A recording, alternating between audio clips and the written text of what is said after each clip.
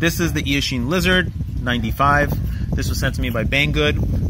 They were very adamant about sending this to me. I really didn't want it. I have a bunch of other 2-inch things I'm not really thrilled about. But when I received this, I was pretty surprised because it has really good build quality for something Eachine, something so cheap. It's $130.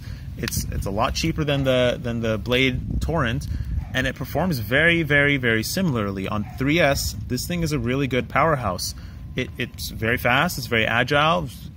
It's one of the more fun ones to fly that I've flown, but they all fly pretty similarly.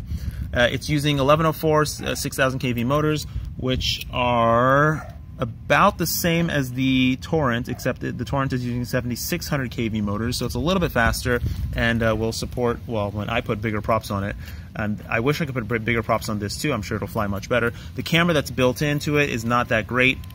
The stack that it's using is a 20 by 20 millimeter stack.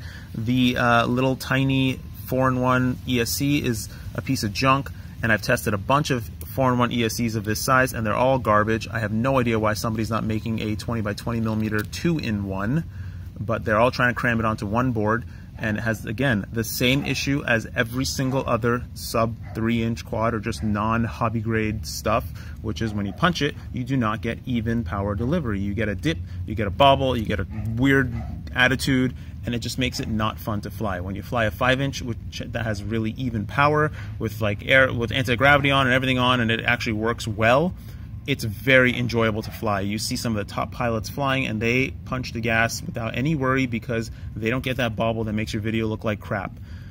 The performance of this is pretty good, and something really, really cool about it is the lights.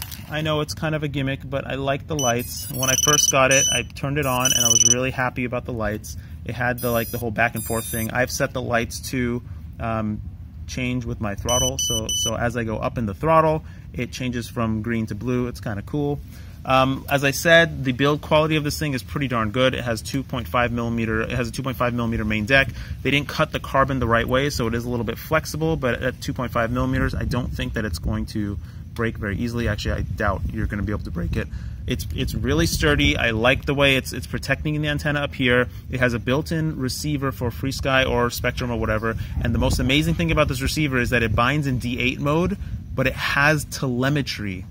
And that's the most amazing part, that I don't know how they got telemetry out of it, because my controller actually tells me when I'm low in range, which is amazing.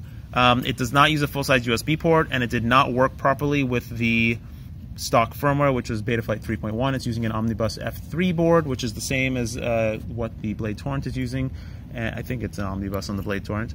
And I had to put Betaflight 3.2 on it just to get it working. The good news is that with 3.2, and I kind of dumbed down all the PIDs, it flies great with no prop wash or anything, and it's wonderful.